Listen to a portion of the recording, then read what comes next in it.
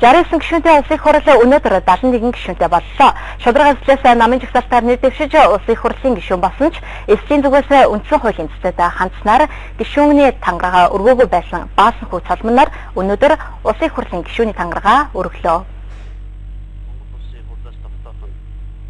Хоёр гишүүний тангараг өргөх чуулганы хуралдаанд Монгол Ардын намаас улсын хурал сонгогдсон гишүүд за дээрээс нь шударга сэвслийн болон ардчилсан намын 5 гишүүн байсангүй.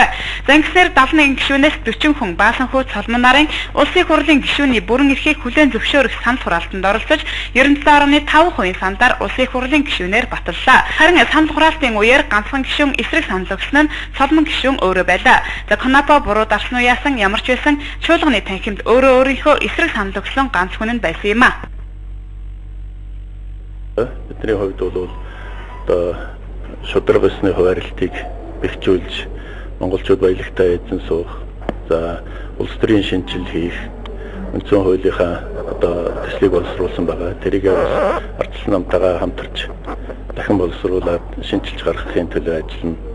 За орон сууц, ажлын байр гэх мэтлэнгийн одоо бидний хийх ажил маш их байгаа. Хууль нөрөөс шударга авах хэрэгтэй. Шударга бас хууль тавьчаад хүмүүсээс шударгаас нэгнэхэд батцсан. Тийм учраас хуулийг хамгийн гол нь шударга хууль гаргахын төлөө ажиллая гэж бодож байна. Үзэгч та бүхэнд шударга сэвслээс нэр дэвшигчид ямар учраас өнөөдрийн хүртэл улсын хурлын гишүүний тангараа өргөөгүй байсныг дахин сануулъя. Шударга сэвслээс улсын хурлын сонгуульд намын жагсаалтаар нэр дэвшсэн энх хоёр Батшуугар наран гэрэл нар нь сонгуулийн тухай хууль зөрчсөн гэж үзээд сонгуулийн ерөнхий хорооноос нэр дэвших эрхийг нь хязгаарлаад байсан юм а. Ингэснээр намын жагсаалтаар нэр дэвшсэн Цолмон, Баасан хүү Оюнбаатар нарын хүмүүс листээр улсын хурлын гишүүн болох эрх нь нээгдсэн ч энх хоёр тэргүүтээ дээрх 3 эрхэм сонгуулийн ерөнхий хороо хууль зөрчсөн гэж үзэж үндсэн хуулийн цэцэд хандсан. За харин үндсэн хуулийн цэцгийн дунд суудлын хуралдаанаар энэ асуудлыг авч хэлэлцэн сонгуулийн ерөнхий хорооны шийдвэрийг хэвээр үлдээснээр Баасан хүү Цолмон, Оюнбаатар нар улсын хурлын гишүүн болох боломжтой болсон. Гэтэл тус эвслийн удирдах зөвлөх хуралдаад нэг хүний нэр дэвших асуудлаар дахин үндсэн хуулийн цэцэд хандахаар болж Оюнбаатарыг үлдээж бусад хоёр гишүүнийг тангараг өргүүлэх шийдвэрт хүрснээр өнөөдөр Октябрийн Баасан хүү Цэрэн-Дашийн Цолмон нар улсын хурлын гишүүний тангараа өргөсөн юм а. За Монгол Ардын хувьсгалт намын дарга энх хоёрын шүүх хурал 2 өдөр үргэлжилж байгаа. Ямар ч тач шүүх хурлын шийдвэр хэрхэн гарахаас шалтгаалж улсын хурал шударга сэвслийн нэг судал дээр Монгол Ардын хувьсгалт намын дарга энх хоёр тухлах уу, Оюнбаатар очих уу гэдгийг тодорхой болно гэсэн бор шуугч төрийн ордноор жиргэж байна. Улсын хурал дахь ардчилсан намын бүлэг өнөөдөр хуралдлаа. Бүлгийн хуралдаанаар улсын хурлын бүтцэд өөрчлөлт оруулж байнгын хороодын тоог нэгээр нэмэх, Монгол Ардын намтай зөвшөлтсөн асуудал, хөгжлийн банкны асуудал зэрэг 3 зүйлийг ярилцжээ. Өчигдөр Монгол Ардын намын дарга энх төвшин ардчилсан намын дарга Алтан хуягтай уулзаж зөвшөлдлөх хүсэлтээ илэрхийлсэн. Монгол Ардын нам айд болох чуулганы хуралдаанд оролцох талаас шийдвэр гаргахтай холбоотой байсан учраас сандыг хүндэтгэн хүлээн авсан тухайга улсын хурал дахь ардчилсан намын бүлгийн дарга онцоллоо. Тиймээс өнөөдөр 11 цагаас зарласан улсын хурлын чуулганы хуралдааны товыг хойшлуулж 15 цагаас болгож байгааг нь тайлбарласан юм а. За түүнчлэн ардчилсан намын бүлгийн хуралдаанаар яригдсан хамгийн чухал асуудлын нэг нь хөгжлийн банктай холбоотой асуудал.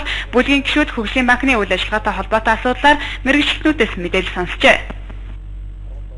Өнгөрсөн 3 сарын 21-нд 600 сая долларын бондыг худалдааж мөнгө босгосон, хөрөнгө босгосон юм байна. Тэгээ энэний бондын хүүгийн зардал нь маш тийм эмзэглсэн тоо гарч байгаа. Энэ зардал нь юу хэд гарч байгаа вэ гэхээр өдөрт 120 сая төгрөг буюу сард 3.6 тэрбум төгрөгийн алдагтай ажиллаж байгаа. Ийм тоог өнөөдөр бидэнд бас хэлж гайхшрууллаа. Ардчилсан намын зүгээс 3 төрлийн ажлын хэсэг байгуулж байгаагаа өнгөрсөн даваа гарагт мэдээлсэн.